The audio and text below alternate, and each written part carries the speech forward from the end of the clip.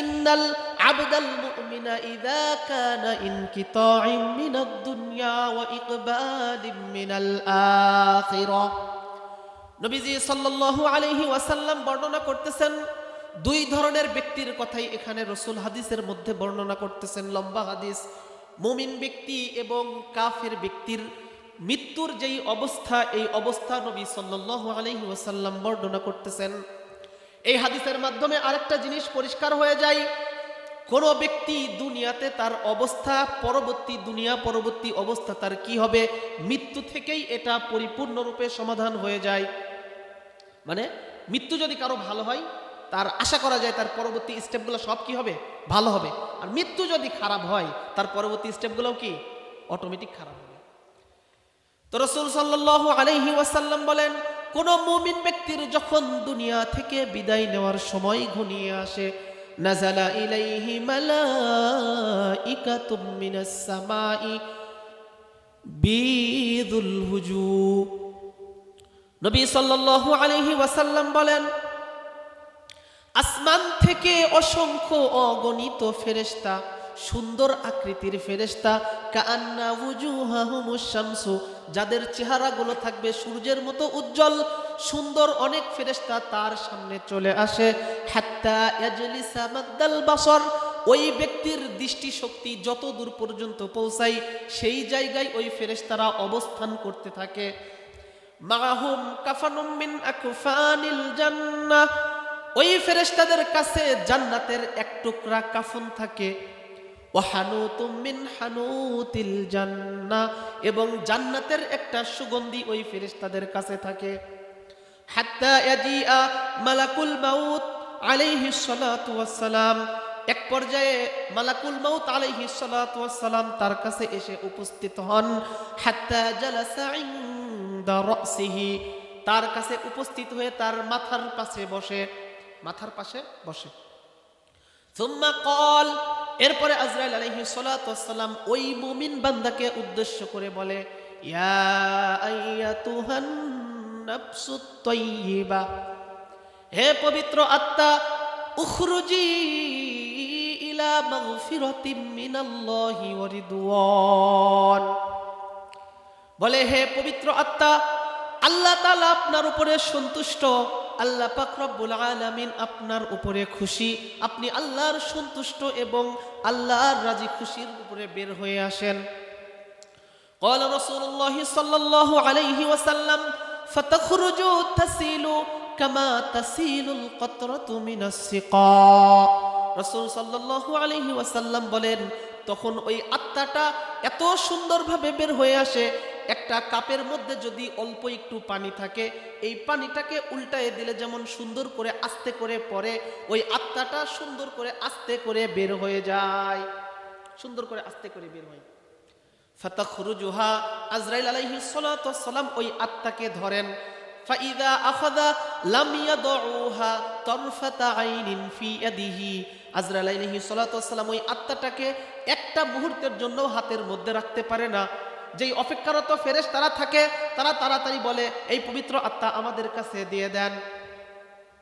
ওই ফেরেশতারা ফাইদা আখাযাহা ফায়াজআলুহা ফি যালিকাল কাফনি ওয়া ফি যালিকাল হানুত, ওই ফেরেশতারা তখন ওই জান্নাতের পবিত্র কাফনের মধ্যে ওই রূহটাকে মুড়ায় নেয়, মুড়ায় নিয়ে তাতে সুগন্ধি মেখে ফায়াসাদুনাহা বিহা, আসমানের দিকে রওনা করে। আসমানের দিকে রওনা করার পর অসংখ্য অগণিত ফেরেশতাদের সাথে সাক্ষাৎ হয়।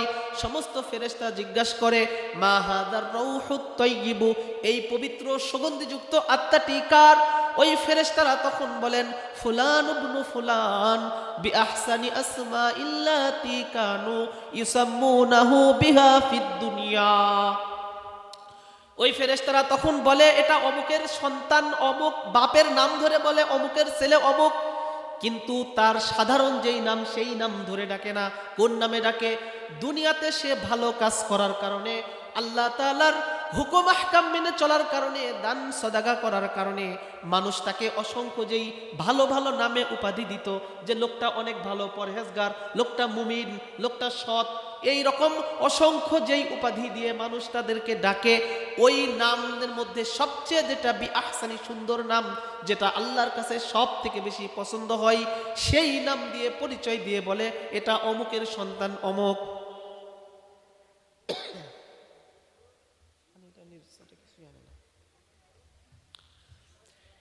একটা পর্যায়ে তারা হাত্তা ইনতাহাউ ইলা আরদিস সামাঈদ দুনিয়া, এক পর্যায়ে তারা প্রথম আসমানের কাছে চলে যায়। আসমানের অসংখ্য দরজা আছে, প্রত্যেক দরজায় অবস্থানরত ফেরেশতারা আল্লাহর কাছে দোয়া করতে থাকে, আল্লাহ এই পবিত্র আত্মাকে আপনি আমার গেট দিয়ে প্রবেশ করান। ফাতুস্তাফতাহু লাহুম, ওই ব্যক্তির জন্য আসমানের দরজা খোলার পারমিশন চাওয়া হয়। ফায়ুফতাহু লাহুম, তার আসমানের দরজা খুলে দেওয়া হয়। এরপরে সে সপ্তম আসমান পর্যন্ত যাওয়ার আগ পর্যন্ত যত ফেরেশতারা সামনে থাকে সবাই তাকে শুভেচ্ছা স্বাগতম জানাইতে থাকে। একটা পর্যায়ে যে হাত্তা ইনতাহাউ ইলা সামাইস সাবি', সপ্তম আসমান পর্যন্ত তারা পৌঁছে যায়। ক্বালাল্লাহু আযজা ওয়া জাল, আল্লাহ পাক রব্বুল আলামিন তখন বলেন, উকতুবু কিতাবা আবদি ফি ইল্লিয়িন, আমার বান্দার আমলনামা তোমরা ইল্লিয়িনের মধ্যে লিখে দাও। ওয়াদউ বিহা ফিল আরদ, এবং জমিনে তাকে ফিরত নিয়ে যাও। ফা ইন্নী মিনহা খলাকতুহুম ওয়াফিহা উঈদুহুম ওয়া মিনহা উখরিজুকুম তারাতান উখরা। আল্লাহ পাক রব্বুল আলামিন বলেন, ফেরেশতা তোমরা ওই আত্মাকে জমিনে ফিরত নিয়ে যাও। কেন? কারণ আমি আমার বান্দাকে ওই জমিন থেকেই সৃষ্টি করেছি। ওয়াফিহা উঈদুহুম, এবং ওই জমিনেই আমি আমার বান্দাকে ফিরত নিয়ে আসব। অমিনহা উখরিজুকুম তারাতান উখরা, এবং নির্দিষ্ট একটা সময়ের পর আমি আমার বান্দাকে পুনরায় পুনরুজ্জীবিত করব। তখন ওই ফেরেশতা ওই রূহকে নিয়ে এসে তার শরীরের মধ্যে ঢুকায় দেয়। এইদিকে আমাদের চিত্র কি, আমরা তো ওই বডিটাকে ধুয়ায়ে কাফন টাফন দিয়ে জানাজার জন্য রেডি করে রাখছি। ওই জানাজার আগ মুহূর্তে ওই রূহটাকে নিয়ে এসে ওখানে রাখে। আমরা জানাজা যখন শেষ করি, কবর পর্যন্ত খাটিয়া যখন নিয়ে যাই, রাসূল সাল্লাল্লাহু আলাইহি ওয়াসাল্লাম বলেন, হাজার হাজার ফেরেশতা দুই পাশে, নতুন বর আসার সময় যেমন ছোট বাচ্চারা ফুলের তোড়া নিয়ে তার গায়ে এরকম ছিটাইতে থাকে, হাজার হাজার ফেরেশতা দুই দিকে লাইন ধরে আহলান সাহলান বলে স্বাগতম জানাইতে জানাইতে তাকে কবর পর্যন্ত পৌঁছায়। যখন সে কবরের মধ্যে পৌঁছে যায়, আমরা তো কবরকে তাকে আবৃষ্ট করে দিয়ে আমরা যখন 40 কদম চলে আসি, ফায়াতিহি মালাকানি ফায়ুজলিসানিহি ওয়া ইয়াকুলানি লাহু, তখন দুইজন ফেরেশতা এসে তাকে বসানোর পরে তাকে জিজ্ঞাসা করে, মার রব্বুক, তোমার রব কে? ক্বালা রব্বি আল্লাহ, তখন ওই ব্যক্তি আনন্দ চিত্তে বলে, আমার রব হলো, চিল্লাই বলেন কে? আমার রব কে? তখন ওই ব্যক্তি বলে, সন্তুষ্ট চিত্তে বলে, আমার রব হলেন আল্লাহ। তখন ওই ফেরেশতারা তাকে আবারও জিজ্ঞাসা করে, ওয়ামান দীনুকা, তোমার দর্শন, তুমি কোন দর্শনের মতাদর্শে তোমার জীবনকে পরিচালিত করেছো? তখন ওই ব্যক্তি আনন্দ চিত্তেই বলে, দীনিয়াল ইসলাম, আমার দিন হলো ইসলাম। এরপরে রাসূল সাল্লাল্লাহু আলাইহি ওয়াসাল্লামকে দেখানো হয়, দেখায় জিজ্ঞাসা করে, মা হাদার রাজুলুল্লাযী বুইসা ফীকুম, এই লোকটাকে যাকে তোমাদের কাছে প্রেরণ করা হয়েছিল। ওই ব্যক্তি যদি দুনিয়াতে আল্লাহর হাবিবের সুন্নাত মোতাবেক নিজের জীবনকে পরিচালিত করে, সে সুন্দরভাবে উত্তর দিয়ে দিবে, হাদা নবিয়ুনা মুহাম্মাদুর রাসূলুল্লাহ সাল্লাল্লাহু আলাইহি ওয়াসাল্লাম। তিনটা প্রশ্ন হলো। এরপরে ফেরেশতারা চতুর্থ আরেকটা প্রশ্ন করবে, ওয়ামা ইলমুক, তুমি এটা কিভাবে জেনেছো? এই যে তুমি যে উত্তরগুলা দিলা, এটা তুমি কি করে জানলে? উত্তরগুলা কোথায় পাইছো? তখন ওই ব্যক্তি বলবে, ক্বরাতু কিতাবাল্লাহি ফাআমানতু বিহি ওয়া সাদ্দাকতু বিহি, আমি দুনিয়াতে আল্লাহর কোরআন পড়েছি এবং সেটার উপরে বিশ্বাস স্থাপন করেছি এবং সেইভাবে আমি আমার জীবনকে পরিচালিত করেছি। ফায়ুনাদি মুনাদিম মিনাস সামা, আসমান থেকে ঘোষণা হবে, সদাকা আবদি সদাকা আবদি, আমার বান্দা সত্য কথা বলেছে। ফেরেশতা তোমরা আর আমার বান্দাকে ডিস্টার্ব করো না। ফাআফরিশুহু মিনাল জান্নাহ ওয়া আলবিসুহু মিনাল জান্নাহ ওয়াফতাহু লাহু বাবান ইলাল জান্নাহ। আল্লাহ পাক রব্বুল আলামিন ফেরেশতাদের নির্দেশ দিবেন, আমার বান্দা সত্য বলেছে, আমার বান্দাকে জান্নাতের বিছানা বিছায়ে দাও। সুবহানাল্লাহ। ওয়ালবিসুহু মিনাল জান্নাহ, জান্নাতের পোশাক আমার বান্দাকে পরিধান করায় দাও। ওয়াফতাহু লাহু বাবান ইলাল জান্নাহ, জান্নাতের একটা দরজা আমার বান্দার কবরের দিকে খুলে দাও। নবী সাল্লাল্লাহু আলাইহি ওয়াসাল্লাম বলেন, তুফসাহু লাহু ফি কবরিহি মাদ্দাল বাসর, এরপরে তার দৃষ্টি শক্তি যত দূর পর্যন্ত যায় আল্লাহ পাক রব্বুল আলামিন তার কবরকে অত পর্যন্ত প্রশস্ত করে দেন। ডানে বামে সামনে পিছনে দৃষ্টি শক্তি যত দূর যায় আল্লাহ পাক রব্বুল আলামিন তার কবরকে ততটা প্রশস্ত করে দেন। এরপরে তার কবরের মধ্যে আরেকজন সুন্দর মানুষ এসে উপস্থিত হয়। তার গায়ে সুন্দর পোশাক থাকে, অনেক সুগন্ধিযুক্ত একটা পোশাক পরিহিত অবস্থায় সে বান্দার সামনে আসে। এসে বলে, আপনি যেই বিষয়ে খুশি হবেন তার সুসংবাদ গ্রহণ করুন। আবশির মা ইয়াসুররুক, যেই সংবাদ শুনলে আপনি সন্তুষ্ট হবেন এই সংবাদ শোনার আপনি সুসংবাদ গ্রহণ করুন। হাদা ইয়াউমুকুল্লাযী তুআদু ফীক, আজকে হলো সেই দিন যেই দিনের ওয়াদা আল্লাহ তাআলা আপনার সাথে করেছিল। আপনি যে কবরে আসলে আপনার সাথে কি আচরণ করা হবে, যেই ওয়াদা আল্লাহ আপনার সাথে করেছিল সেই ওয়াদা রক্ষা করার দিন আজকে। তখন ওই ব্যক্তি জিজ্ঞাসা করবে, মান আনতা, তুমি কে? সে উত্তর দেবে, আনা আমালুকা সালিহ, আমি আপনার নেক আমল, আমি আপনার নেক আমল। তখন সে আল্লাহর কাছে বলবে, আল্লাহ তাহলে আমার নেক আমল যদি এত সুন্দর হয়, এর চেহারা যদি এত সুন্দর হয়, আর জান্নাতে তাইলে আমার জন্য আল্লাহ কি রাখছেন? আকিমিস সাআ আকিমিস সাআ রব্বি আজইল আকিমিস সাআ, আল্লাহ আপনি দ্রুত কিয়ামত কায়েম করে দেন, আমি তাড়াতাড়ি জান্নাতে যেতে চাই। ওয়া ইন কানাল আবদাল কাফিরা ইযা কানা ইনকিতাআম মিনাদ দুনিয়া ওয়া ইকবালুম মিনাল আখিরা, যখন কোনো পাপাচার ব্যক্তির দুনিয়া থেকে বিদায় নেওয়ার সময় ঘনিয়ে আসে, নাযালা ইলাইহি মালাইকাতুম মিনাস সামাই সুদুল উজুহ, তখনও অসংখ্য ফেরেশতা এই দুনিয়ার জমিনে তার সামনে এসে উপস্থিত হয়। সুদুল উজু, কিন্তু সুন্দর আকৃতি নিয়ে না, কালো বর্ণের ভয়ঙ্কর আকৃতি নিয়ে তার সামনে এসে উপস্থিত হয়। হাত্তা জালাসা মাদ্দাল বাসর, তার দৃষ্টি শক্তির দূরবর্তী স্থানে গিয়ে তারা অবস্থান করে। হাত্তা ইয়াজিউ ইলাইহি মালাকুল মাউত আলাইহি সালাতু ওয়াস সালাম, এরপরে যখন মালাকুল মাউত তার সামনে আসে, হাত্তা জালাসা ইনদা রাসিহি, আজরাইল আলাইহিস সালাতু ওয়াস সালাম এসে তার মাথার কাছে এসে দাঁড়ায়। হাদিসের মধ্যে বর্ণনা আসছে, আজরাইল আলাইহিস সালাতু ওয়াস সালাম এমন ভয়ঙ্কর রূপ নিয়ে আসেন, তার চোখ দিয়ে আগুনের গোলা ফোয়ারা ঝরতে থাকে, তার দাঁতের ফাঁকা দিয়ে আগুনের ফোয়ারা ঝরতে থাকে। এমন ভয়ঙ্কর অবস্থা দেখে ওই ব্যক্তির আত্মা এমনি কাঁপাকাঁপি শুরু হয়ে যায়, চোখগুলো উল্টে যায়, হার্টবিট অতিরিক্ত বেড়ে যায়। ওই আজরাইল আলাইহিস সালাতু ওয়াস সালাম তখন ওই রূহকে ডাকে এইভাবে, ইয়া আইয়াতুহান নাফসুল খাবীর উখরুজি ইলা সাখাতিম মিনাল্লাহ, হে পাপাচার আত্মা, তুমি আল্লাহর আযাবে গ্রেফতার হওয়ার জন্য বের হও। ফাতাফাররাকা ফি জাসাদিহি, তখন ওই আত্মা ভয়ে তার শরীরের বিভিন্ন জায়গায় পলায়ন করতে থাকে। হাদিসের মধ্যে আসছে, ওই সময় আজরাইল আলাইহিস সালাতু ওয়াস সালামের হাতে একটা লোহার আংটা থাকে। ভিজা রুয়ের মধ্যে থেকে পশম উপড়ানোর জন্য যেমন লোহার আংটা দিয়ে জোরে হেসকা টান দেয়, আজরাইল আলাইহিস সালাতু ওয়াস সালাম তাকে পিটাইতে পিটাইতে তার রূহটাকে যখন এই দিকে নিয়ে আসবে, ওই লোহার আংটা দিয়ে হেসকা টান দিয়ে তার রূহটাকে বের করে নিয়ে আসবে। রূহটা যখন বের হয়, পাপাচারের রূহ যখন বের হয়, বের হওয়ার পরে এমন দুর্গন্ধ ছড়ায়, দুনিয়ার বুকে যখন কোনো মানুষের লাশ পচে যত বেশি দুর্গন্ধ হয়, ওই আত্মা থেকে তার চেয়ে হাজার গুণ বেশি দুর্গন্ধ ছড়ায়। মাআহুমুল মুসুহ, ওই ফেরেশতাদের কাছে মোটা একটা চট থাকে, চট। তখন ওই ফেরেশতা ওই চটের মধ্যে তাকে মুড়ায় নেয়, চটের মধ্যে মুড়ায় নিয়ে তাকে আসমানের দিকে রওনা হয়। আসমানের দিকে যখন রওনা হয় অসংখ্য ফেরেশতাদের সাথে সাক্ষাৎ হয়। ফেরেশতারা জিজ্ঞাসা করে মা হাদার রাউহুল খবিস, এই দুর্গন্ধযুক্ত অপবিত্র আত্মাটি কার, তাড়াতাড়ি এখান থেকে সরাও।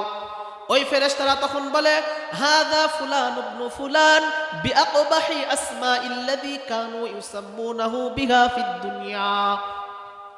ওই ফেরেশতারা তখন ওই পাপাচার ব্যক্তির, দুনিয়ায় পাপাচার করা অবস্থায় তাকে মানুষ যত আজে বাজে নামে ডাকছে, সে যদি মানুষের জমি দখল করে খায়, মানুষ কি বলে? দখলবাজ, চাঁদাবাজ, দুর্নীতিবাজ, কত নামে তাকে ডাকছে।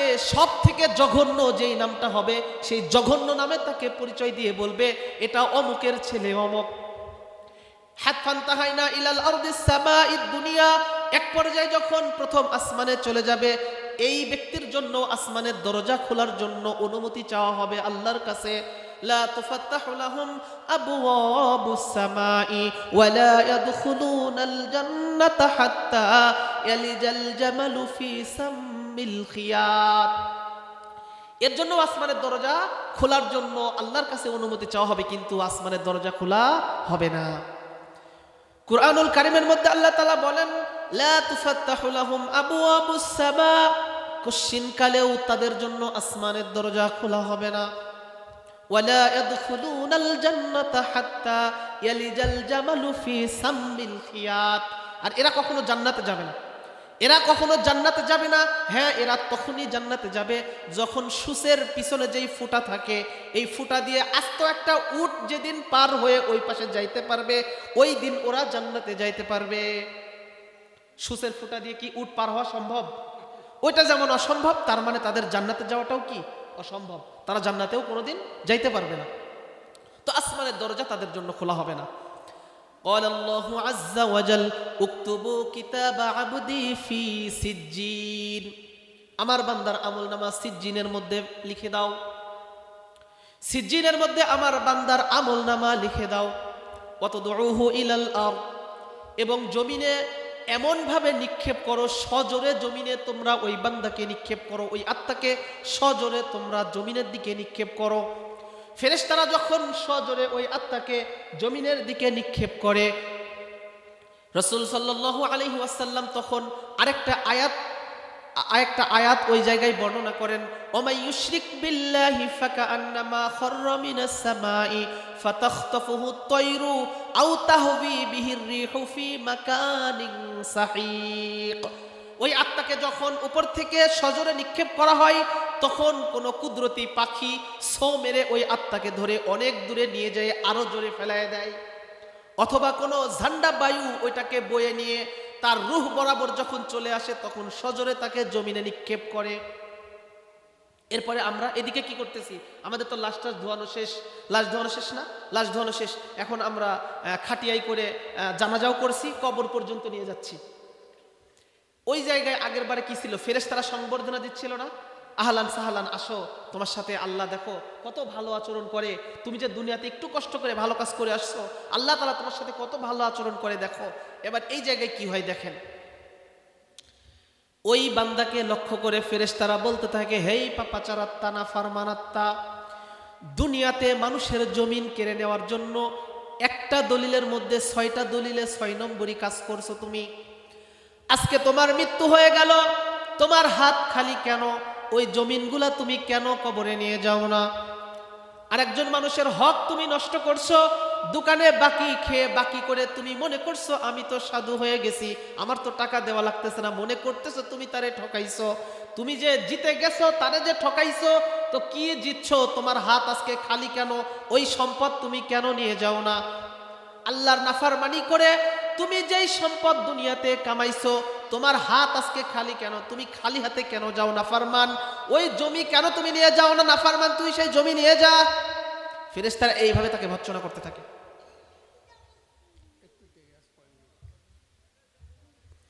এইভাবে যখন ভৎসনা করতে থাকে, একটা পর্যায়ে গিয়ে তাকে যখন দাফন করা হয়ে যায়, ওই আগের ব্যক্তির মতোই সেম দুইজন ফেরেশতা আসে, ফায়াতিয়াহু মালাকান ওয়ায়ুজলিসানাহু ওয়ায়াকুলানি লাহু, তাকে বসায় জিজ্ঞাসা করে মার রব্বুকা, তোর রব কে? সে তখন বলে হা হা লা আদরি, হাই হাই, আমার রব কে এটা তো আমি জানি না। আমার রব কে, এটা তো আমি জানি না।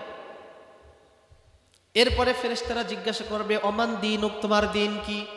সে একইভাবে বলবে হা হা লা আদরি, এটা তো আমি জানি না। নবী সাল্লাল্লাহু আলাইহি ওয়াসাল্লামকে দেখায় জিজ্ঞাসা করবে এই লোকটিকে যাকে তোমাদের কাছে প্রেরণ করা হয়েছিল, ওই ব্যক্তি একই কথা বলবে লা, আমি তো এটা জানি না। রাসূলুল্লাহ সাল্লাল্লাহু আলাইহি ওয়াসাল্লাম বলেন এই প্রশ্ন উত্তরের যখন শেষ হয়ে যাবে, আল্লাহ পাক রব্বুল আলামিন তখন আসমান থেকে ঘোষণা দিয়ে বলবেন কাযাবা আবদি ফাফরিশুহু মিনান নার ওয়া আলবিসুহু মিনান নার ওয়াফতাহু লাহু বাবান ইলান নার। বান্দা মিথ্যা বলেছে, আমার বান্দা মিথ্যা বলেছে, জাহান্নামের আগুন তার কবরের মধ্যে বিছায় দাও, জাহান্নামের আগুনের পোশাক তাকে পরায় দাও, জাহান্নামের একটি দরজা তার কবরের দিকে খুলে দাও। রাসূল সাল্লাল্লাহু আলাইহি ওয়াসাল্লাম বলেন তখন তার কবরটা এমন ভাবে সংকীর্ণ হয়ে যাবে, এই এক পাঁজরের হাড় আর এক পাঁজরের মধ্যে এইভাবে একভাবে গেঁথে যাবে, এমন সংকীর্ণ হয়ে যাবে তার এক পাঁজরের হাড় আর এক পাঁজরের মধ্যে গেঁথে যাবে। ঠিক এই ব্যক্তির কবরেও একজন মানুষ আসবে, কিন্তু কুৎসিত দুর্গন্ধযুক্ত মানুষ। সে মানুষকে জিজ্ঞাসা করবে তুমি কে? ওই ব্যক্তি ঠিক এই উত্তর দিবে আমি হলাম আপনি দুনিয়াতে যেই বদ আমল করছেন আমি সেই বদ আমল। ওই ব্যক্তি তখন চিন্তা করবে হাই হাই, আমার বদ আমলের যদি অবস্থা এই হয়, এমন দুর্গন্ধ যেই দুর্গন্ধে আমি নিজেই টিকতে পারতেছি না, তাহলে এই যে জাহান্নামের আবার লু হাওয়া আমার মধ্যে আসতেছে, না জানি কিয়ামতের অবস্থা কি ভয়ঙ্কর হবে। লা তাকিমিস সাআ, লা তাকিমিস সাআ, আল্লাহ আপনি কিয়ামত কায়েম করেন না, কিয়ামত কখনো দিয়েন না। কবরে যা হয় হোক। কবরে কি সে শান্তিতে আছে? সে কিন্তু শান্তিতে নাই, আছে আগুনের উপরে, আগুনের পোশাক পরে এত অশান্তিতে আছে। এরপরও সে কি চাইতেছে?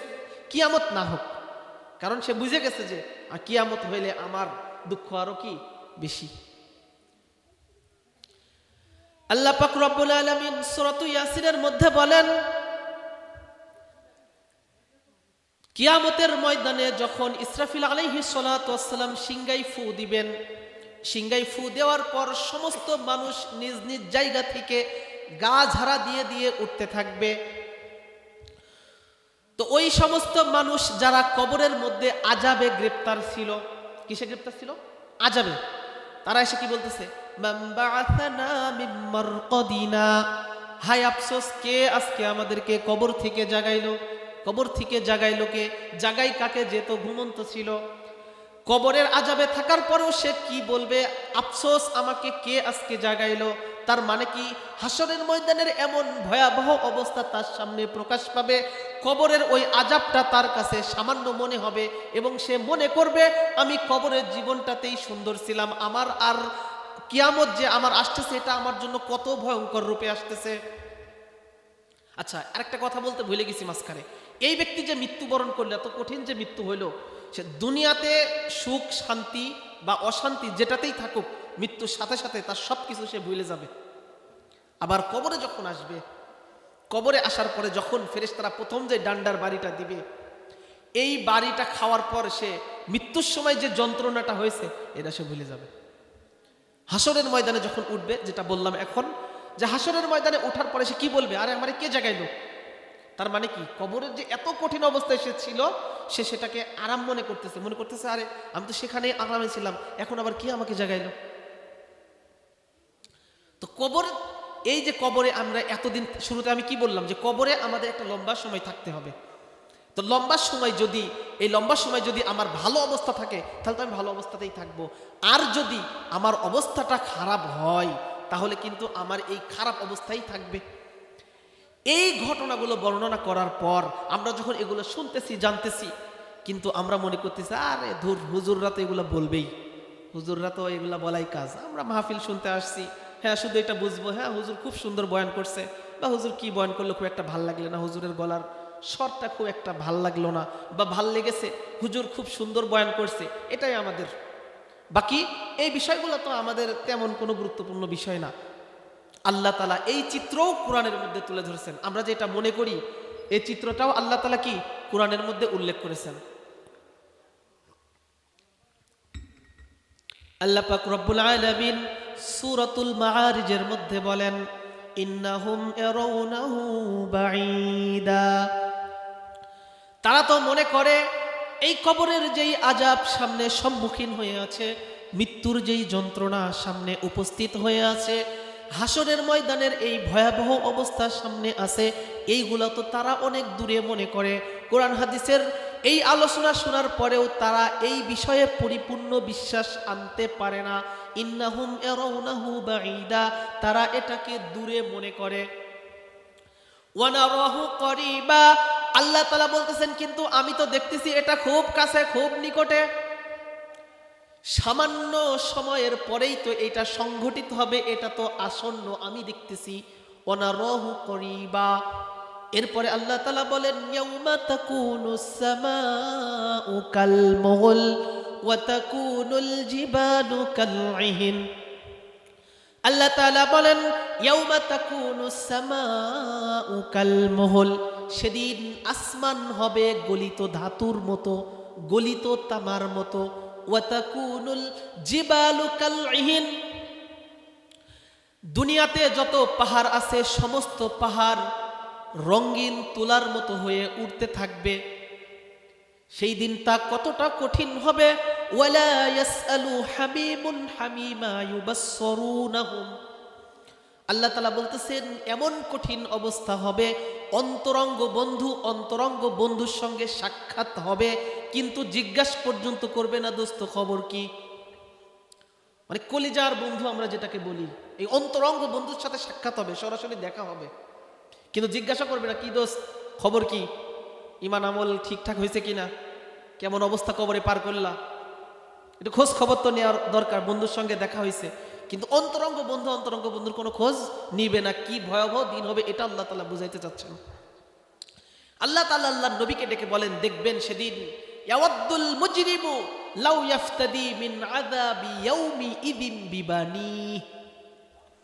আল্লাহ তাআলা বলেন, তার আগে একটা কথা বলি, এই দুনিয়াতে আপনাদের যাদের ছেলে সন্তান মেয়ে সন্তান সন্তানাদি যাদের আছে, তো একটা সন্তানের জন্য একটা বাবা একটা মা কতটা কষ্ট সহ্য করে, কত ত্যাগ তিরীক্ষা করে বলেন। একটা সন্তানের প্রতি বাবা মায়ের ভালোবাসা কত পর্যন্ত থাকে। আপনি জীবিত থাকতে কারো ক্ষমতা আছে আপনার ছেলেকে প্রহার করবে বা আপনার ছেলের গায়ে হাত তুলবে? কারো ক্ষমতা আছে? আপনি থাকতে এটা হইতে দিবেন, সইতে দিবেন? আমি যদি চাই যে আমি যেহেতু হুজুর, ঠিক আছে আমার কথাটা একটু মানেন, আপনার ছেলের একটা হাত আমি পুরায় দিই, আপনি কি মানবেন? 500 টাকা দিলে তো ঠিকই মানবেন নাকি? মানবেন? কেউ মানবেন? বলেন, কথা বলেন না কেন আপনারা? কেউ মানবে না। কেন? কারণ এই সন্তানের দিকে তাকায়ে সে নিজের জীবনের কষ্টটাকে ভুলে, চোখের শীতলতা যেটাকে বলি আমরা, সারাদিন কষ্ট করে আসে, সন্তানের দিকে তাকায়ে মনটা ভরে যায়। কি বলেন? এই সন্তানের জন্য বাবা তার নিজের জীবনকে পর্যন্ত ক্ষয় করে দেয়, নিজের সন্তানকে একটু ভালো রাখার জন্য নিজের জীবনকে ক্ষয় করে দেয়। নিজের স্বাদ আহ্লাদ কোনো কিছু থাকে না তার। ভালো জুতা সে পরে না, কিন্তু সন্তানকে ভালো জুতা পরাই। ভালো জামা তার গায়ে ওঠে না, সন্তানকে ভালো জামা পরাই। তো আমি যেটা বলতে চাচ্ছি, সন্তানের জন্য বাবা মায়ের ত্যাগ কত থাকে চিন্তা করেন। কিন্তু আল্লাহ তাআলা বলতেছেন কি দেখেন, ইয়াওয়াদ্দুল মুজরিমু লাউ ইয়াফতাদি মিন আযাবি ইয়াউমি ইযিন বিবানি। আল্লাহ তাআলা বলেন, নবী আপনি দেখবেন অপরাধীরা সেদিন, ইয়াওয়াদ্দুল মুজরিমু লাউ ইয়াফতাদি মিন আযাবি ইয়াউমা ইযিন বিবানি, অপরাধীরা সেদিন মুক্তিপণ হিসাবে নিজের সন্তানকে আল্লাহ তাআলার সামনে দাঁড় করাবে। মুক্তিপণ হিসাবে নিজের সন্তানকে আল্লাহ তাআলার সামনে ধরবে। আল্লাহ আমার সন্তানকে আপনি জাহান্নামে দিয়ে দেন, বিনিময়ে আপনি আমাকে বাঁচান। ওয়া সাহিবাতিহি ওয়া আখি, স্ত্রীকে ভাইকে মুক্তিপণ হিসাবে দাঁড় করাইবে। ওয়া সাহিবাতিহি ওয়া আখি, মুক্তিপণ হিসাবে স্ত্রী এবং ভাইকে দিবে। আল্লাহ আমার ভাইকে আমার স্ত্রীকে আপনি জাহান্নামে দিয়ে দেন, বিনিময়ে আপনি আমাকে জাহান্নামের আগুন থেকে বাঁচান। ওয়া ফাসিলাতিহি আল্লাতী তুবি, জনগোষ্ঠী এই দুনিয়াতে আমরা দেখছেন, এই দুনিয়াতে যদি কেউ বড় বংশের হয় তার একটা পাওয়ারই থাকে আলাদা, আমি অমুক বংশের ছেলে। আমার সাথে কথাবার্তা হিসাব করে বলো আমি কিন্তু অমুক বংশের ছেলে। ঝামেলা লাগলে আমার গায়ে হাত দিয়ে দেখো, আমি কিন্তু অমুক বংশের ছেলে, খবর খারাপ করে দিব। এই যে যারা আশ্রয় দিত গোষ্ঠী জনগোষ্ঠী